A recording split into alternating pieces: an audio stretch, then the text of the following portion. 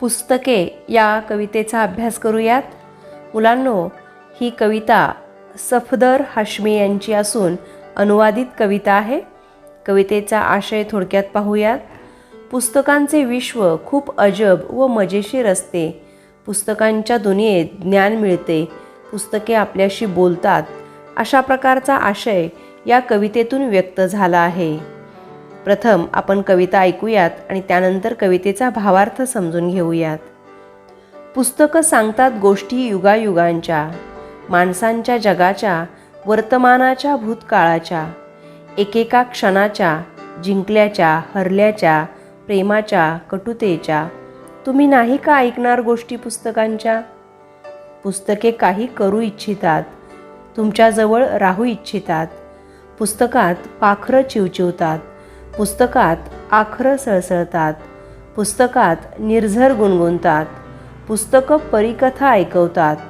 पुस्तकात रॉकेटचे तंत्र आहे, पुस्तकात विज्ञानाचा मंत्र आहे. पुस्तकांची दुनिया न्यारी आहे, ज्ञानाची उत्तुंग भरारी आहे.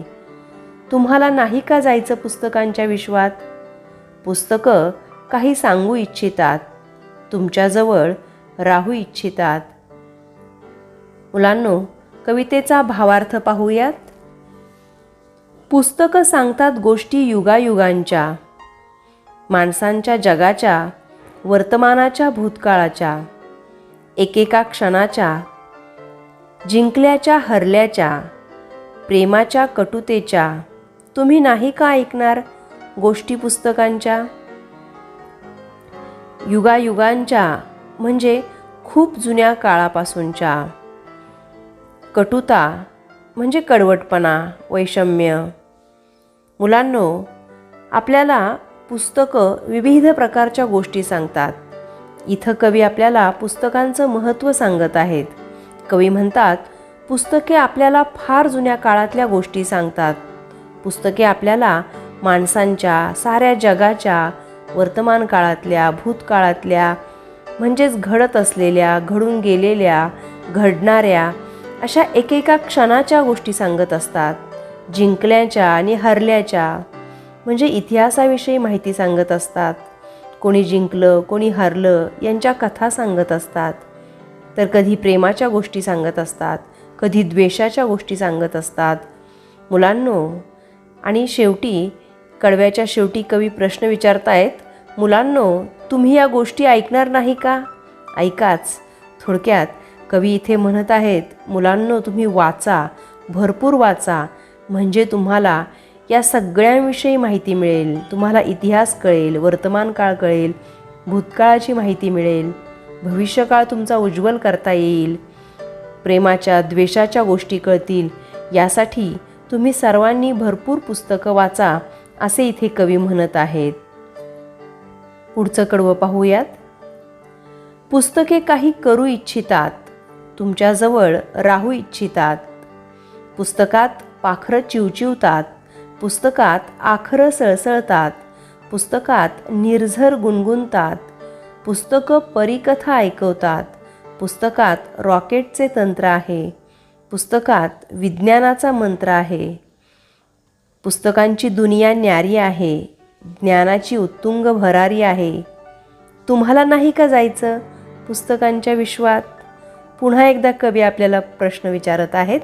आपण या कडव्यातील शब्दांचा अर्थ आधी पाहूयात. आखरं म्हणजे अक्षर, निर्झर म्हणजे झरा, गुणगुणतात म्हणजे गाणे ओठातल्या ओठात म्हणतात, तंत्र म्हणजे टेक्नॉलॉजी, न्यारी म्हणजे निराळी, वेगळी, उत्तुंग म्हणजे खूप उंच, भरारी म्हणजे झेप, उड्डाण, आणि इच्छितात म्हणजे इच्छा करतात. आपण या ओळींचा भावार्थ पाहूयात. पुस्तकांना काही करायची इच्छा आहे, त्यांना तुमच्याजवळ राहण्याची इच्छा आहे, फक्त तुम्ही त्यांना वाचायला हवं. तुम्ही जर एखादं पुस्तक वाचलं तर ते पुस्तक तुम्ही कधीच कुणाला देणार नाही. निश्चितच वाचण्यासाठी द्याल, परंतु अशी पुस्तकं संग्रही ठेवू लागाल. तुम्हाला वाचनाची आवड लागेल, त्यातील माहिती आपल्या संपत्तीसारखी वाटू लागेल. ज्या पद्धतीने आपण आपले ड्रेस, घरातील वस्तू जपतो, अगदी तशीच तुम्ही पुस्तकंसुद्धा जपू लागाल. या पुस्तकांमधून पक्षी चिवचिवताना दिसतात. पुस्तकात अक्षरे सळसळतात. पुस्तकात झरे गाणी म्हणतात. पुस्तके तुम्हाला पऱ्यांच्या अजब गोष्टी ऐकवतात. पुस्तकात रॉकेटचे तंत्र शिकायला मिळते. पुस्तकात शास्त्राचे म्हणजेच विज्ञानाचे ज्ञान सामावलेले आहे.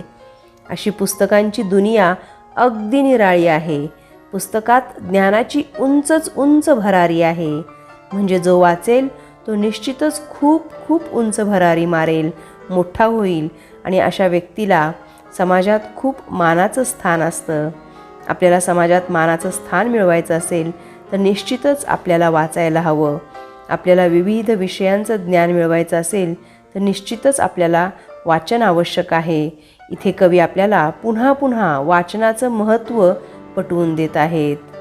आपण पुढील ओळी पाहूयात.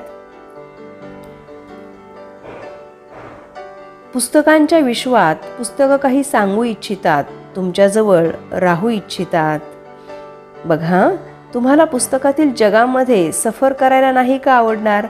पुस्तकांच्या दुनियेत तुम्हाला जाण्याची इच्छा नाही का होणार?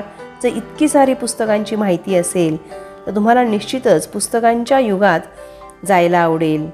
पुस्तकं आपल्याला काही सांगू इच्छितात आणि ती तुमच्याजवळ राहू इच्छितात आणि म्हणून तुम्ही तुमच्याजवळ पुस्तकं कायम ठेवा, हा कवी इथे आपल्याला सल्ला देत आहेत.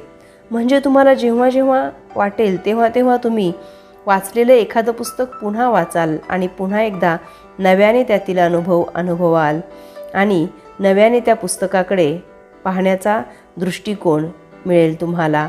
शिवाय त्या पुस्तकातून घेतलेल्या ज्ञानामुळे जगाकडे पाहण्याचा दृष्टिकोनही तुमचा निश्चितच बदलेल. मुलांनो, पुस्तके युगायुगांच्या गोष्टी सांगतात. पुस्तके माणसांच्या, जगांच्या गोष्टी सांगतात. पुस्तके वर्तमानाच्या व भूतकाळाच्या गोष्टी सांगतात. कोणी जिंकल्याच्या, कोणी हरल्याच्या गोष्टी सांगतात. त्यामुळे आपल्याला ही पुस्तकं निश्चितच वाचायला हवीत. पुस्तके आपल्याला पुराणकाळापासून विज्ञान तंत्रज्ञानाच्या युगापर्यंत अनेक आश्चर्यकारक गोष्टी सांगत असतात. विश्वातील माहितीचा खजिना पुस्तकात असतो. या सर्व लहान सहान गोष्टी मुलांनी समजून घ्याव्यात. मुलांनी पुस्तकात रमावं यासाठी पुस्तके लहान मुलांजवळच राहावं असं म्हणत असतात. पुस्तकात पाखरे किलबिलतात, अक्षरे सळसळतात, झरे गुणगुणतात. पुस्तकात जशा पऱ्यांच्या अजब कथा असतात तसं रॉकेटचं तंत्र व विज्ञानाचा मंत्रसुद्धा असतो. पुस्तकांची दुनिया खूप खूप निराळी आहे. त्यात ज्ञानाची उंच भरारी आहे आणि म्हणून प्रत्येकाने पुस्तकाच्या विश्वात जायला हवं असं इथे आपल्याला कवी म्हणत आहेत. मुलांनो, पुस्तके म्हणजे माहितीचा खजिना. पुस्तके नवनवीन गोष्टींची माहिती देतात, आपले ज्ञान वाढवतात, नवीन शब्दांची ओळख करून देतात. पुस्तके आपणास विचार करायला लावतात, आपल्या विचारांना दिशा देतात. ज्ञानाबरोबरच आपलं मनोरंजन करतात. पुस्तके आपल्याला सोबत करतात. घरात एकटे आहात, वेळ जात नाही, कंटाळा आलाय, आपल्यासोबत बोलायला कोणी नाही, तर काढा पुस्तकान, करा सुरुवात वाचायला.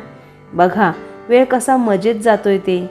केवळ गोष्टींचीच पुस्तके असतात असे नाही, तर थोर व्यक्तींची चरित्रे, प्रवास वर्णने, कथासंग्रह, काव्यसंग्रह, नाटके, कादंबरी, ऐतिहासिक, वैज्ञानिक व निसर्गाशी संबंधित असणारी पुस्तके, अशी विविध प्रकारची पुस्तकं असतात.